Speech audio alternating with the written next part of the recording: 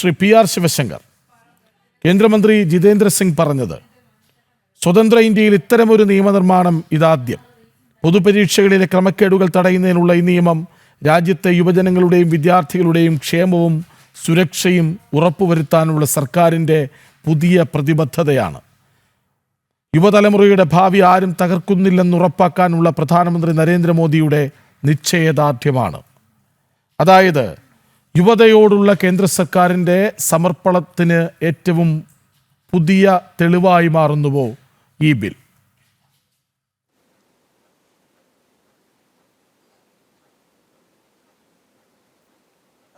തീർച്ചയായും ഞാനും മനസ്സിലാക്കുന്നത് താങ്കൾ പറഞ്ഞതുപോലെ തന്നെ ഈ സർക്കാർ എങ്ങനെയൊക്കെ ഈ രാജ്യത്തെ യുവാക്കളോടൊപ്പം പ്രത്യേകിച്ച് വിദ്യാർത്ഥികളോടൊപ്പം നിൽക്കും എന്നതിൻ്റെ ഒരു പുതിയ തെളിവ് കൂടിയാണ് ഇത്തരത്തിലുള്ള ഒരു ബില്ല് എന്ന് ഞാൻ മനസ്സിലാക്കുന്നു. കാരണം നമുക്കറിയാം ഈ കഴിഞ്ഞ കുറേ കാലഘട്ടങ്ങളിലായി അല്ലെങ്കിൽ ഒരുപക്ഷെ സ്വാതന്ത്ര്യാനന്തര കാലഘട്ടത്തിൽ യുവാക്കൾക്ക് വേണ്ടിയിട്ട് വിദ്യാർത്ഥികൾക്ക് വേണ്ടിയിട്ട് ഏറ്റവും പ്രധാനപ്പെട്ട സുപ്രധാനമായ നിയമങ്ങളിലൊന്ന്, ധാരാളം നിയമങ്ങൾ ഉണ്ടാക്കിയിട്ടുണ്ട്. അത്തരം നിയമങ്ങളിൽ ഒന്ന് തന്നെയാണ് ഈ നിയമം എന്ന് ഞാൻ വിശ്വസിക്കുന്നു.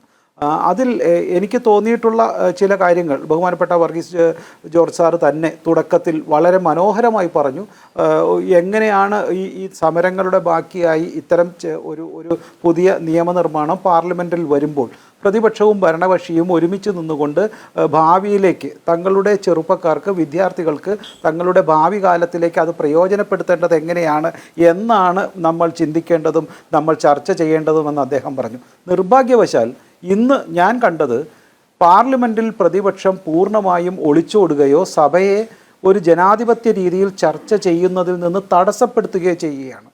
അത് നിർഭാഗ്യകരമെന്ന് പറയട്ടെ. അവർക്ക് കഴിഞ്ഞ എത്രയോ നാളുകളായി BJP പ്രവർത്തകരോ അല്ലെങ്കിൽ നേതാക്കളോ പാർലമെൻറ്റിൽ ചോദിക്കുന്നതിന് മുൻപ് തന്നെ നിങ്ങൾക്ക് ഈ പാർലമെൻറ്റിൽ വയ്ക്കുന്ന ബില്ലുകളേക്കാൾ ഏറെ അതിൽ അപ്പുറമായിട്ട് വിദ്യാർത്ഥികളുടെ രക്ഷയ്ക്ക് വേണ്ടിയിട്ട് അല്ലെങ്കിൽ നിയമപരമായി ഇവിടുത്തെ പരീക്ഷകളെ കൂടുതൽ യോഗ്യകരമാക്കുവാൻ അല്ലെങ്കിൽ അത് ചോർച്ചയില്ലാതാക്കുവാൻ എന്തെല്ലാമാണ് നിങ്ങൾക്ക് ചെയ്യേണ്ടത്, പുതിയ എന്തെങ്കിലും നയങ്ങൾ അല്ലെങ്കിൽ നിയമങ്ങൾ ഇതിലേക്ക് ചേർക്കേണ്ടതുണ്ടോ എന്ന് ചോദിക്കുമ്പോൾ ഇന്നും പാർലമെൻറ്റിൽ രാഹുൽ ഗാന്ധി അടക്കം പ്രിയങ്ക ഗാന്ധി അടക്കം ആളുകൾ ചെയ്യുന്നത് പൂർണ്ണമായും അതിൽ നിന്ന് മാറിക്കൊണ്ട് പുതിയ നിർദ്ദേശങ്ങൾ വെക്കാനില്ലാതെ ഒരു പോസിറ്റീവായിട്ടുള്ള ഒരു സജഷൻ ഇല്ലാതെ ഒരു ക്രിയാത്മകമായ നടപടികളില്ലാതെ ചർച്ചയിൽ നിന്ന് പിന്മാറുന്നു അല്ലെങ്കിൽ ഭയന്നു മാറുന്ന ഒരു രീതിയാണ് കണ്ടത്.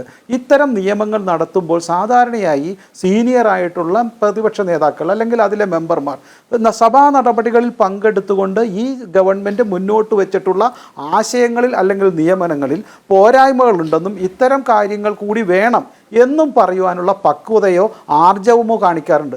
നിർഭാഗ്യവശാൽ ഇന്ന് കോൺഗ്രസിൻ്റെ ഭാഗത്തുള്ള പല പാർലമെൻറ്റേറിയന്മാർക്കും അത് ഉണ്ടെങ്കിൽ പോലും ഇവിടുത്തെ നേതാക്കളെ ഭയന്നുകൊണ്ട് അവർ എഴുന്നേറ്റ് നിൽക്കുകയോ സ്വതന്ത്രമായ ആശയങ്ങൾ മുന്നോട്ട് വയ്ക്കാൻ അവർ തയ്യാറാകുകയോ ചെയ്യുന്നില്ല, അല്ലെങ്കിൽ അവർക്ക് സമയം കിട്ടുന്നില്ല എന്നുള്ളതാണ് ഞാൻ മനസ്സിലാക്കിയിട്ടുള്ളത്. അതുപോലെ തന്നെ ശ്രീ വർഗീസ് ജോർജ് പറഞ്ഞത് രാഷ്ട്ര പുനർനിർമ്മാണത്തിന് വേണ്ടിയിട്ടുള്ള, ഞാൻ ആ വാക്കിനെ കൂടുതൽ വളരെ അധികം ബഹുമാനിക്കുന്നു. അദ്ദേഹത്തിൻ്റെ ഹൃദയത്തിൽ നിന്ന് വന്ന വാക്കായിട്ടാണ് ഞാൻ അതിനെ കാണുന്നത്. രാഷ്ട്ര പുനർനിർമ്മാണത്തിന് വേണ്ടിയിട്ട് നമ്മളെല്ലാവരും ചേർന്നുകൊണ്ട് ഈ വിദ്യാർത്ഥികളുടെ ഭാവിക്ക് വേണ്ടിയിട്ടുള്ള ഒരു ബില്ലായിട്ട് ഇതിനെ കാണണം എന്നുള്ള രീതിയിലാണ് അദ്ദേഹം സൂചിപ്പിച്ചത്. ഞാനതിനെ പൂർണ്ണമായിട്ട് അംഗീകരിക്കുന്നു. വളരെ പക്വതയുള്ള, ഈ വിദ്യാഭ്യാസ രംഗത്തും ഭരണരംഗത്തുമൊക്കെ വളരെ പരിചയസമ്പന്നനായ ഒരു സീനിയറായിട്ടുള്ള പാർലമെൻ്ററിൻ്റെ വാക്കുകളായിട്ട് ഞാനതിനെ കാണുന്നു.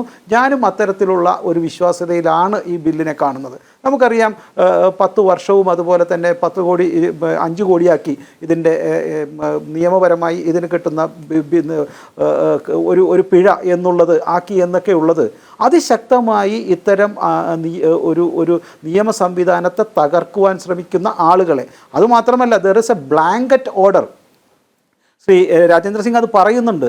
അത് ഇത്തരം ഇത് ആരാണോ ഇത് പൊളിക്കുവാൻ ശ്രമിക്കുന്നത് അല്ലെങ്കിൽ ഈ നിയമത്തിൽ കൂടി നിയമരഹിതമായി ഈ പരീക്ഷാ ചോദ്യ പേപ്പർ ഇതിനെ പൊളിക്കുവാൻ ശ്രമിക്കുന്നത്. അത് വ്യക്തിയായാലും സൊസൈറ്റി ആയാലും കമ്പനി ആയാലും എന്ന് വേണ്ട, ഈ ഭൂമി ഈ രാജ്യത്തുള്ള ഏത് തരം പ്രവർത്തനത്തിൽ ഏർപ്പെട്ടാലും അവർക്കെല്ലാവരെയും ഇതിൽ കൂടി പെടുത്തുന്നു.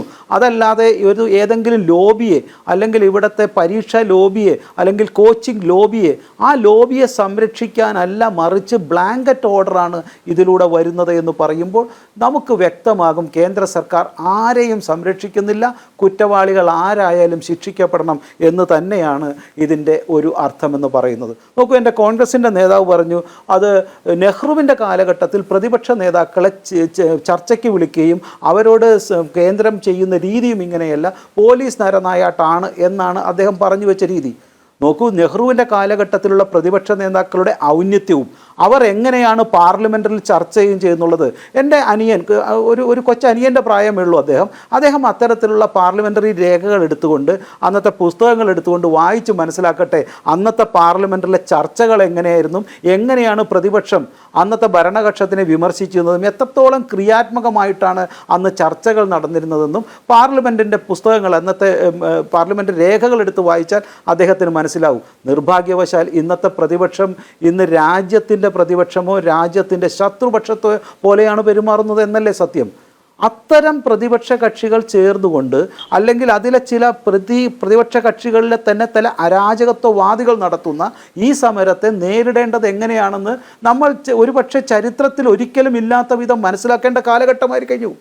കാരണം എങ്ങനെയാണ് ഈ സംസ്ഥാനത്തെ തന്നെ ഏറ്റവും പ്രബുദ്ധരായ ജനങ്ങളെന്ന് വിളിക്കുന്ന കേരളത്തിലെ ജനങ്ങൾ എങ്ങനെയാണ് 23 വിദേശത്ത് ജോലി ചെയ്യുന്ന ആളുകളെ ഫ്ലൈറ്റ് ടിക്കറ്റും കൊടുത്തുകൊണ്ട് അവിടെ സമരം ചെയ്യാൻ വിടുകയും അതിന് വേണ്ടിയിട്ട് വലിയ രീതിയിലുള്ള കളക്ഷൻ നടത്തുകയും ഫണ്ട് പുഷ് ചെയ്യുകയും ചെയ്യുന്നത്?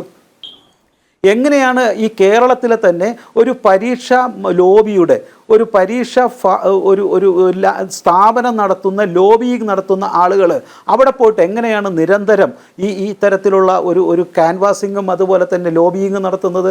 അതിനുവേണ്ടി എന്തിനാണ് ചിലവാക്കുന്നത് എന്ന് മനസ്സിലാക്കി കാണാം. ഇതിൻ്റെ പുറകിൽ ചില ശക്തികളുണ്ട് എന്ന് മനസ്സിലാക്കുവാൻ ഒരു സംശയവുമില്ല. അതുപോലെ തന്നെ ഈ പോലീസിനെ മർദ്ദിച്ച കാര്യം ഞാനത് സൂചിപ്പിക്കാൻ ആഗ്രഹിച്ചല്ല, ഈ ചർച്ചയിൽ ഞങ്ങൾ പല പറഞ്ഞു കഴിഞ്ഞാണ്.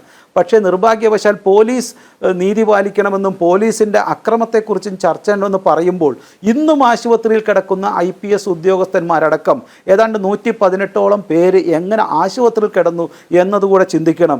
എങ്ങനെയാണ് ഏതാണ്ട് 2000ഓളം ക്രിമിനൽസ്, 7 പോക്സോ കേസ് പ്രതികൾ, നിരവധി കൊലപാതക കേസ് പ്രതികൾ, രാജ്യദ്രോഹ കേസിന് അറസ്റ്റ് ചെയ്തവർ, എങ്ങനെയാണ് ഇവരെല്ലാം ഈ പറയുന്ന ദിവസങ്ങളിൽ ഒത്തുകൂടിക്കൊണ്ട് ഈ സമരത്തിന് ഒരു പൂർണ്ണ പിന്തുണ നൽകുന്നത് പോലെ, കുറ്റവാളികളുടെ സമരമാക്കി മാറ്റിയതുപോലെ, അവരുടെ പറദീസയാക്കി ആ CPയും അതുപോലെ കൊണാട്ട് പ്ലേസും സൗത്ത് ഡൽഹിയും മാറ്റിയത് എങ്ങനെയാണെന്ന് കൂടി പ്രതിപക്ഷങ്ങൾ ചർച്ച ചെയ്യാൻ മനസ്സിലാകണം. ഞാൻ ഒരു കാര്യം കൂടി പോസിറ്റീവായിട്ട് പറയാൻ ആഗ്രഹിക്കുന്നു.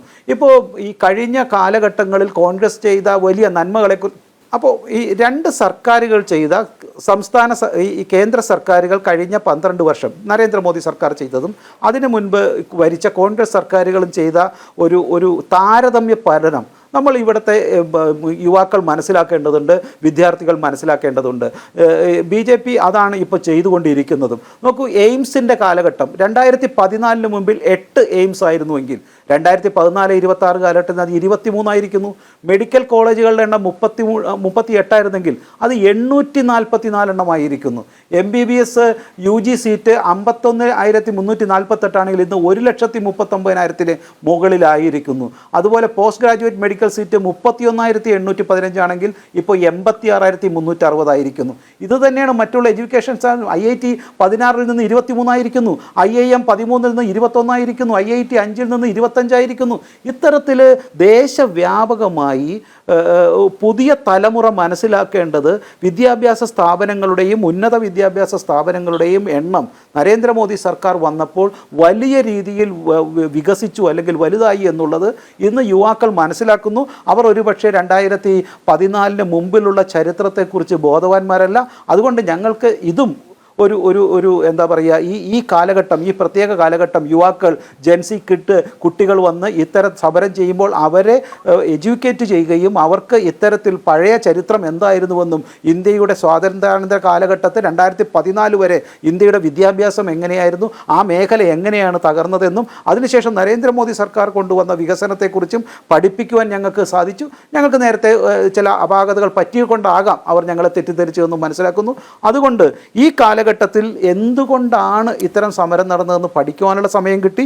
അത് ഞങ്ങൾക്ക് ഇനി യുവാക്കളെ പഠിപ്പിക്കുവാനുള്ള സമയം കിട്ടുമെന്ന് ഞാൻ വിശ്വസിക്കുന്നു. ഇത് ഒരു ഉർവശി ശാപം ഉപകാരം എന്ന പോലെ ഒരു നയപരമായ തീരുമാനങ്ങൾ കുറച്ചുകൂടി തീവ്രമായി എടുക്കുവാനും അത് യുവാക്കളിലേക്ക് എത്തിക്കുവാനുമുള്ള കാലഘട്ടമായി എന്നുകൂടി ഞാൻ വിശ്വസിക്കുന്നു. അതുകൊണ്ടാണ് ഇത്തരത്തിലുള്ള അതിശക്തമായ ഒരു നിയമം പാർലമെന്റിൽ നരേന്ദ്രമോദി സർക്കാർ കൊണ്ടുവന്നത്.